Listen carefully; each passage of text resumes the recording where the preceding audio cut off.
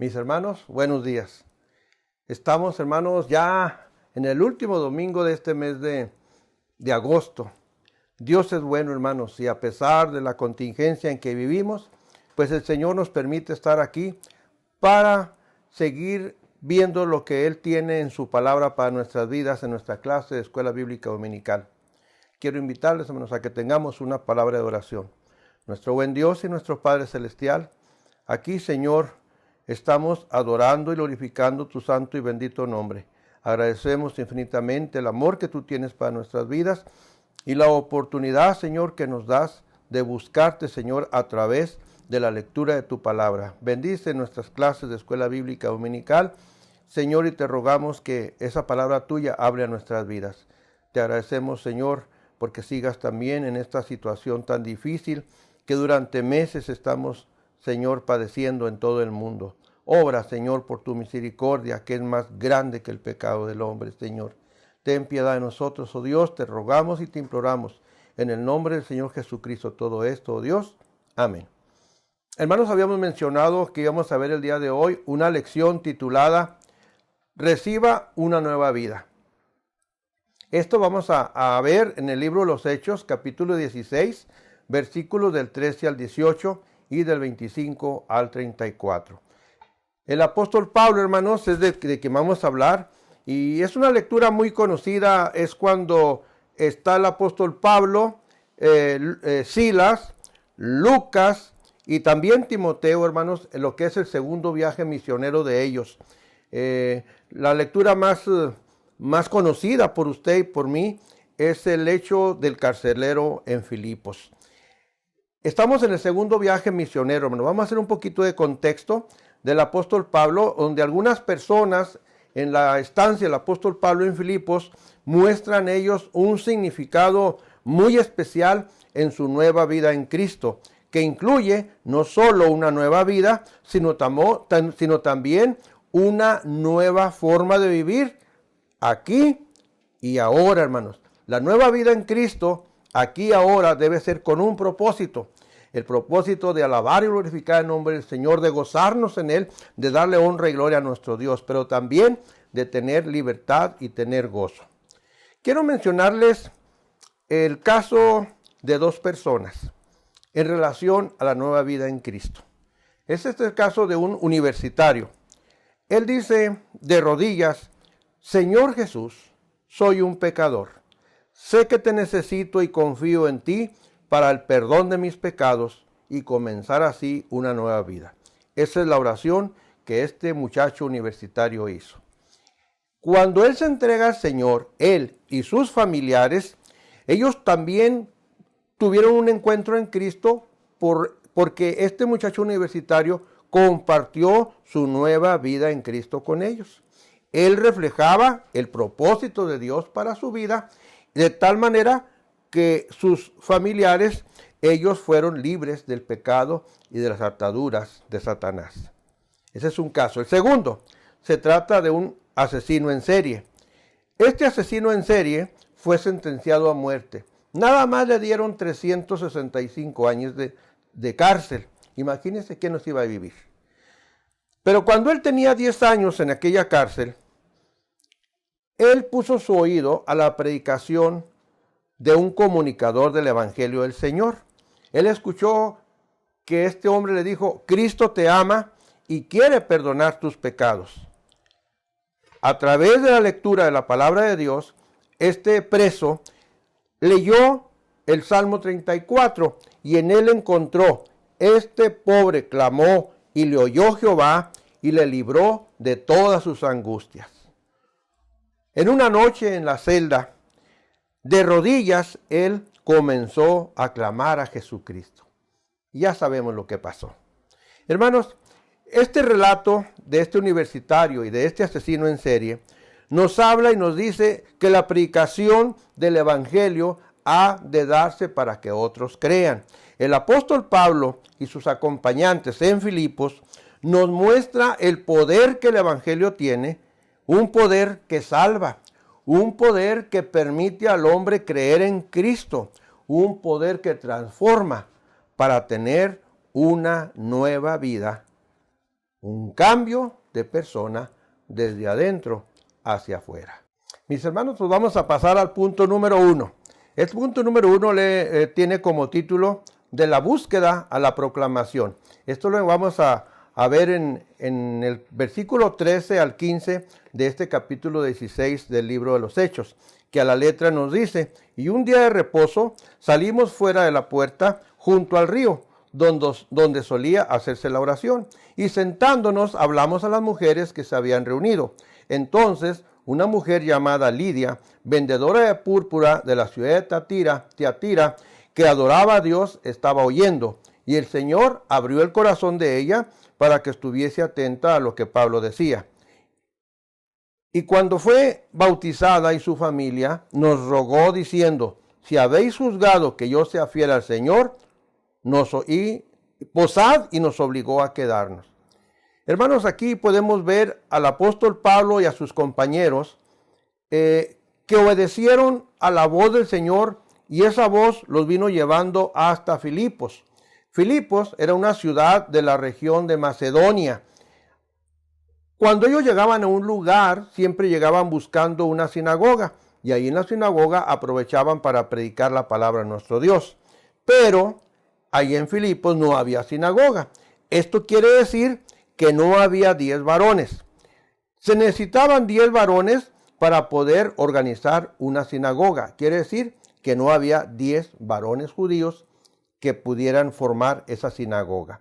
Pero sí se enteraron los hermanos misioneros que había un grupo de mujeres que iban y se reunían a la orilla de un río. Y entonces ellos fueron para adorar al Señor juntamente con ellas. Fíjense algo muy importante aquí que encontramos aquí en versículo 13. Nos dice ahí: salimos, un día de reposo salimos, y sentándonos hablamos. Estas 3 palabras están en plural. Esto nos dice entonces de quién salía, quién se sentaba y quién hablaba. Bueno, pues los apóstoles, los misioneros, que iban con Pablo, iba Silas, iba Timoteo, y también encontramos a Lucas, que es el que escribe el libro de los Hechos. Ellos hablaron con estas mujeres el evangelio del Señor. Estas mujeres solamente tenían el conocimiento de Dios. Ellas iban a adorar a Dios, pero ellas no tenían el conocimiento del Señor Jesucristo.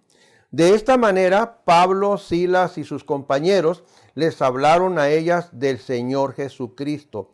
Le hablan especialmente, a todas, pero una mujer de ahí, en este caso es Lidia. Ellos eran buscadores de nuestro Dios, y de ser buscadores pasan a ser proclamadores. Eso es lo que encontramos en esta lectura tan hermosa de la palabra de Dios. Se dice aquí que Lidia era vendedora de púrpura. La púrpura era una sustancia, era un material que se usaba para darle color a las telas, pero para telas finas. Entonces, esta mujer seguramente que tenía algo de prosperidad económica. Pero hay algo especial en Lidia: ella era gentil. Ella se convirtió al Dios de Israel, tal vez con algunas de las personas que le compraban, de sus clientes, le habló del Dios de Israel, y ella se convirtió al Dios de Israel. Pero cuando ella escuchó de parte del apóstol Pablo o de los hermanos misioneros hablar del Señor Jesucristo, dice aquí la Escritura que el Señor, nuestro Señor, abrió el corazón de Lidia. Y ella, claro, escuchó la voz del Señor, ella abrió su corazón, creyó y luego fue bautizada. Hermanos, el Evangelio no únicamente hace esto en la vida de las personas, sino también ahora a través de esas personas con su nueva vida, permitió en este caso de Lidia que también su familia creyera y también fuera bautizada. El corazón del hombre, hermanos, aun cuando es muy duro, pero cuando escucha la proclamación del Evangelio, en la misma palabra de Dios, el Espíritu Santo está hablando al corazón del hombre y puede hacer que la persona se haga sensible a la proclamación del Evangelio. Solamente tenemos que hacerlo, hermanos. Lo que hay que hacer es hablarle a otros del Señor Jesucristo. ¿Qué encontramos en Lidia? Bueno, que ella demostró su entrega al señorío de Cristo, tanto así que les invitó a que se quedaran en su casa. Aquí encontramos nosotros que ella, en el 15 encontramos, dice, y nos obligó a quedarnos, dice aquí Lucas, quien escribe este libro de los Hechos. Una cosa muy importante en Lidia, que dio respuesta al Evangelio, es que al tiempo, sin haber sinagoga, en la casa de ella se empezaron a reunir. Allí en la casa de ella se hizo un centro de adoración al Señor, según nos lo dice el versículo 40 de este capítulo 16. Todo creyente, hermanos, debe dar evidencia de su nueva vida en Cristo. ¿Cómo? Bueno, como lo hizo Lidia. Ella compartió de lo que tenía.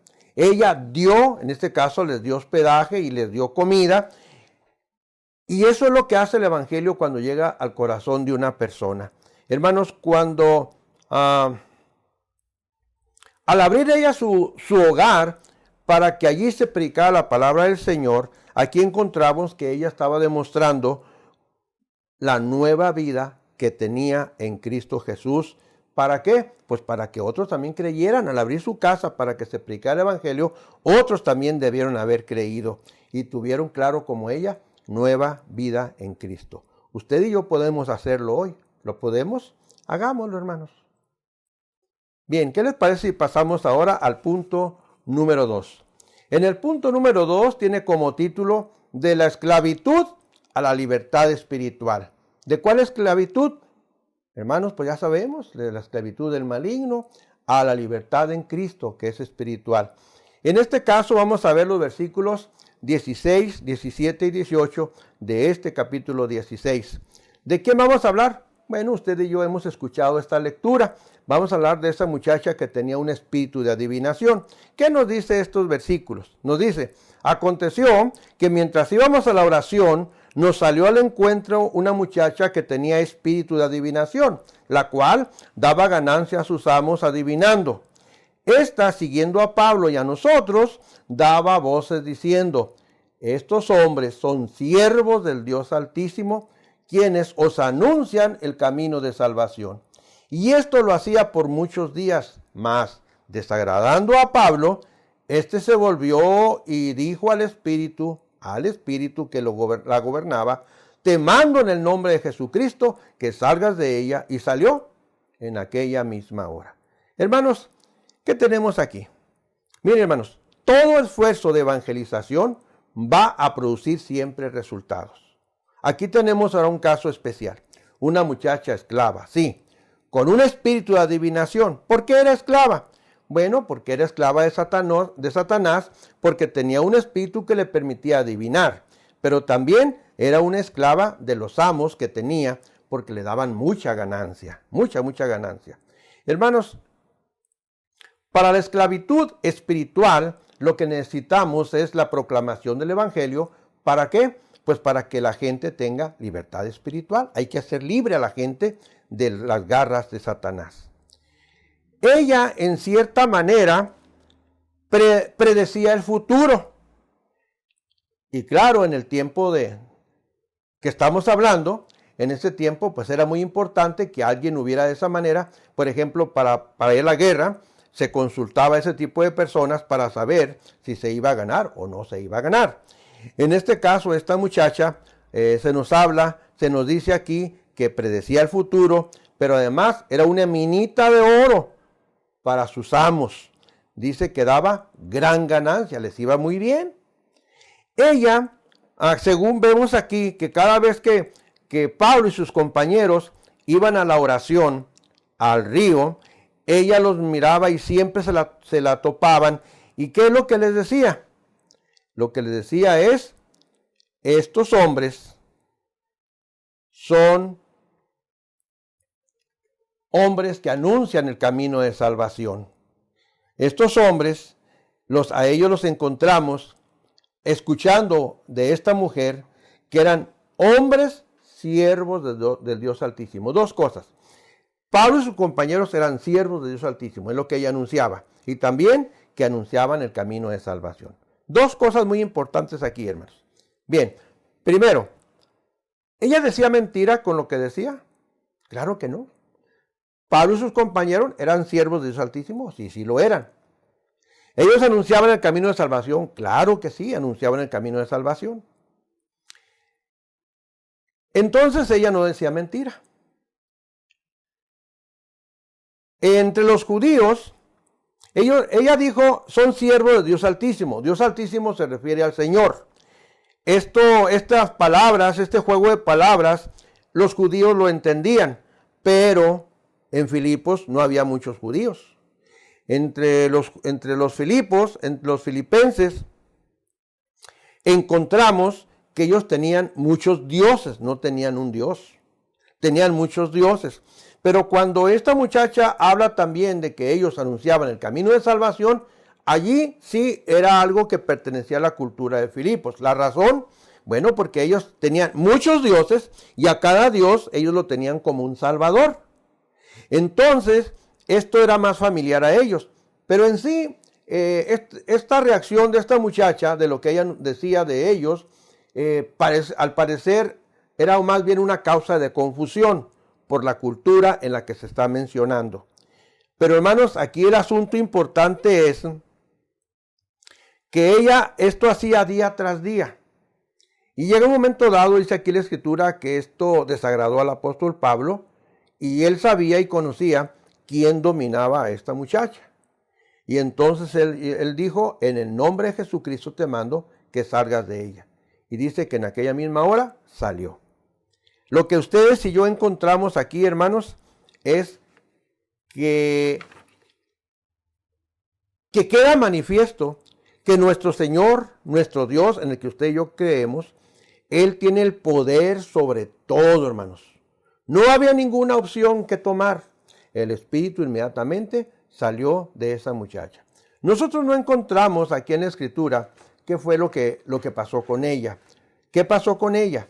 ¿Vino ella reconociendo a Cristo porque, o estuvo juntándose con las mujeres en la hora de la oración en el río? No hay nada de ello. Pero lo que sí usted y yo estamos seguros de que ella fue libre del dominio de ese espíritu que era de Satanás. Hermanos, cuando ustedes y yo actuemos proclamando el Evangelio, lo que vamos a encontrar es que siempre va a haber reacciones. Lo que sí está escrito es que el hecho de haber sacado ese espíritu de adivinación le trajo muchos problemas a los hermanos misioneros, de tal manera que encontramos aquí en la palabra de Dios que a ellos los arrestaron y claro que en el enfurecimiento que ellos tenían, esto dio lugar a que los atacaran golpeándolos y además arrojándolos a la cárcel. De esto es, hermanos, lo que encontramos entonces es que esta muchacha era esclava y ahora quedó libre espiritualmente. Hermanos, así es el punto número 2 y vamos a pasar al tercer punto, mis hermanos. Y el tercer punto le hemos puesto por título del temor destructivo a la fe gozosa. Y esto lo encontramos desde los versículos 25 al 34, Hechos 16, 25 al 34, que no es otra cosa, ahora sí, esa lectura tan conocida como es la del apóstol Pablo y Silas presos en la cárcel en Filipos. ¿Qué nos dice esta lectura del 25 al 34? Lo que pasó es que ellos los metieron en la cárcel. Y dice la Biblia aquí, pero a medianoche, orando Pablo y Silas, cantaban himnos a Dios y los presos los oían. Entonces sobrevino de repente un gran terremoto, de tal manera que los cimientos de la cárcel se sacudían y al instante se abrieron todas las puertas y las cadenas de todos se soltaron. Despertando el carcelero y viendo abiertas las puertas de la cárcel, sacó la espada y se iba a matar, pensando que los presos habían huido. Mas Pablo clamó a gran voz diciendo, no te hagas ningún mal, pues todos estamos aquí. Él entonces, pidiendo luz, se precipitó adentro y temblando se postró a los pies de Pablo y Silas y sacándole les dijo, señores, ¿qué debo hacer para ser salvo? Ellos dijeron, cree en el Señor Jesucristo y serás salvo tú y tu casa. Y le hablaron la palabra del Señor a él y a todos los que estaban en su casa. Y él, tomándolos en aquella misma hora de la noche, les lavó las heridas y se regocijó con toda su casa de haber creído a Dios. Qué hermosa es la palabra de nuestro Dios, hermanos. Miren, hermanos, cuando usted y yo somos fieles a Dios, no espere que todo le vaya bien. La fidelidad a nuestro Dios metió en graves problemas a los misioneros. ¿Está usted hoy en graves problemas por ser fiel a Dios? Cuidado, mi hermano. Cada día y cada momento usted y yo hemos de esforzarnos por ser fieles al Señor. No importa que lleguemos a experimentar los graves problemas por servir en el extendimiento del Evangelio del Señor Jesucristo. Usted y yo vemos a un Pablo y a un Silas que la celda donde los metieron, y hermanos, no nada más hablar de la celda, sino en el lugar en que los pusieron, con cepos en su mano y cepos en sus pies para que no se movieran. Los tenían como muy peligrosos. Pero ahí, en su celda, en la condición en que ellos estaban, ¿sabe qué hicieron? Un centro de adoración al Señor. ¿Por qué estar triste en esa condición? No, hermanos, aquí la Biblia nos dice y nos enseña que allí ellos empezaron a orar y empezaron a alabar al Señor. Eso es lo que ellos hicieron. ¿Eso hace usted en momentos de dificultades? ¿Se pone a orar, a cantar? Hágalo, hermano. Eso es muy hermoso. Muy, muy hermoso eso es. Ellos no se quejaron de los golpes. Ellos no se quejaron de la forma en que los arrojaron ahí en la cárcel, en el cuarto. Para nada de eso. Dice la misma palabra del Señor que ellos oraron y cantaron a Dios. Hagamos eso, hermanos, en cada momento difícil de nuestra vida. Cada acción, hermanos, que hagamos debe de reflejar el gozo y la paz que Dios nos da. ¿En cuál situación? ¿Cuando nos va bien? No, también cuando nos va mal. No lo dude usted por ningún momento, hermanos. Usted y yo hemos de expresar nuestra fe en Cristo aún en momentos muy críticos. Si ahorita la pandemia nos hace estar en momentos críticos, hermanos, usted adore al Señor orando y cantándole al Señor. ¿Cómo reacciona usted, hermanos, ante los momentos críticos? ¿Con ira? No, hermano, eso no debemos de hacer. ¿Con temor? Tampoco. ¿Quejándonos? No, mi hermano. Mejor cante al Señor, eleve alabanzas al Señor. Dé su testimonio a través de una buena reacción de que usted conoce al Señor Jesucristo y que usted y yo estamos sostenidos por el gozo que el Señor da a nuestros corazones por tener una salvación que no nos costó a nosotros, sino le costó la misma vida al Señor Jesucristo. Hermanos, la alabanza y la oración fueron escuchadas. Sí, hermano, no lo dude. Cuando usted tenga una situación difícil y usted cante y alabe al Señor. Mire, hermanos, nuestro mundo es tan pequeño que todo el mundo se da cuenta de lo que nos pasa. Pero si usted ora y canta al Señor, el que sabe lo que nos pasa va a decir, ¿y este por qué canta? ¿Por qué está tan feliz? Si debía estar triste por la condición que está pasando. Hermanos, el apóstol Pablo y Silas estaban en una situación que no le deseamos a nadie. Pero el Señor estaba obrando a través de esa situación. Todos los presos escuchaban, incluyendo al carcelero, que según la lectura de la palabra nos dice que estaba tranquilamente bien dormido, muy dormido. Pero ¿qué dice la Biblia? Que de repente, hermanos, viene un gran terremoto, en donde los cimientos de la cárcel se sacudieron y todas las puertas se abrieron. Y claro, si la puerta está abierta, pues los presos iban a huir. Este carcelero, que era un buen carcelero, estaba dormidito, pero era un buen carcelero. Era un carcelero responsable, porque si uno se le escapaba, él merecía morir. Por eso dice aquí la Biblia que él sacó su espada y se iba a matar, pensando, claro, que los presos ya se habían ido.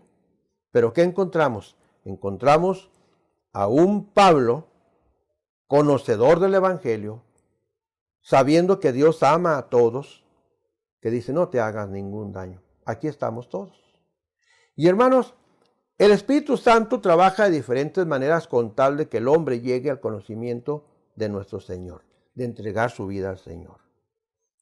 ¿Se acuerdan cómo llegó Pablo a Cristo Jesús? ¿Quién eres, Señor? ¿Qué debo hacer para ser salvo? Estas palabras fue lo que este hombre preguntó. Señores, ¿qué debo hacer para ser salvo? ¿Y qué contestaron ellos? Hermanos, lo que usted y yo tenemos que contestar cuando alguien nos pregunte. ¿Cree en el Señor Jesucristo y serás salvo? Tú y tu casa. Hermanos, la salvación no se da por grupos, no. Pero si usted cree en Cristo, si una persona cree en Cristo, el gozo de la salvación, ese gozo va a ser compartido en la familia, porque con los primeros que tenemos contacto son con nuestras familias, con nuestro familiar, y a él le vamos a compartir de Cristo. Y a él que le compartimos de Cristo, él va a conocer a Cristo también. Y esto fue lo que pasó con la familia del carcelero. Él llevó a Pablo y a Silas a su casa, hablaron a su familia, todos creyeron y todos fueron bautizados. Y hermanos, cuando uno conoce al Señor Jesucristo, reacciona para bien de los demás. ¿Qué hizo el carcelero con los misioneros? Bueno, pues les curó sus heridas. Maravilloso. Esto es el Señor. Esto es lo que hace el Señor. ¿Sí? Él compartió su casa y les puso su mesa. ¿Se acuerda lo que vimos ahorita con Lidia? Eso hizo ella. Los invitó a su casa para que posaran allí y además, claro, si posaron, seguro les puso una muy buena cena. Esto es lo que hizo el carcelero. Los llevó a su casa, se regocijó con toda su familia porque habían creído en nuestro Dios. Qué maravilloso, hermanos. Esto es pura obra del Espíritu Santo en la vida de la persona que cree. Hermanos, la nueva vida en Cristo se basa precisamente en creer en Cristo.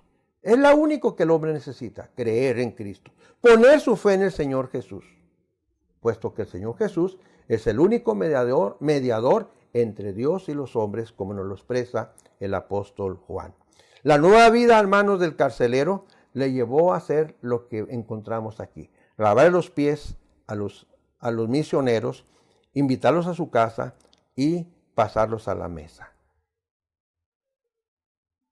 Qué maravilloso, hermanos, encontrar hombres y mujeres como estos tres casos que vimos, de Lidia, de esta muchacha endemoniada y de este carcelero que pasaron a tener ahora una nueva vida en Cristo. De esta muchacha no sabemos, ya lo mencionamos, pero seguramente, hermanos, que Dios debió haber obrado en ella. Hermanos, aún en la pandemia es un momento de que usted y yo hablemos de Cristo a otras personas. ¿Para qué? Pues para que sean salvos. Cristo desea que todos tengamos nueva vida, no nada más nosotros, sino hay otros que están perdidos y necesitan tener nueva vida en Cristo.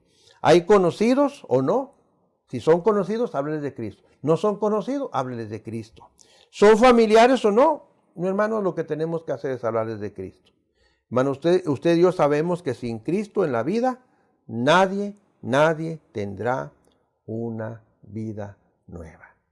Dios nos ayude, hermanos, a ser proclamadores del Evangelio para que también otros tengan vida nueva en Cristo Jesús. Dios me los bendiga, hermanos. Vamos a orar, hermanos. Nuestro buen Dios y nuestro Padre, gracias, Señor, te damos por el amor que nos tienes. Gracias por la oportunidad que nos da, Señor, de ver esta lección, Señor, donde todos, Señor, si proclamamos el Evangelio, vamos a poder ver vidas nuevas en Cristo Jesús. Te agradecemos, oh Dios, para que seamos, Señor, como estos misioneros tuyos, Señor, el apóstol Pablo, Lucas, Timoteo y Silas. Señor, que podamos compartir en la condición que estemos. Ellos estaban en la cárcel y así proclamaron tu palabra. Y en este caso el carcelero se convirtió. Gracias, Señor, por tu palabra que cambió nuestras vidas, pero que quiere cambiar a otros también. En Cristo Jesús te rogamos, oh Dios, todo esto. Amén. Hermanos, en la próxima clase vamos a iniciar una nueva serie de lecciones y estas van a estar basadas únicamente en el capítulo 20 del libro de Éxodo. Les encargo leer el libro de Éxodo. Ya sabe a qué se refiere el libro de Éxodo, ¿eh? Vamos a ver los mandamientos. Pero también vamos a tener algunas lecturas especiales aparte del libro de Éxodo. En este caso estudien Salmos 16 del 1 hasta el 11, por favor. Dios le bendiga, hermano. Hasta luego.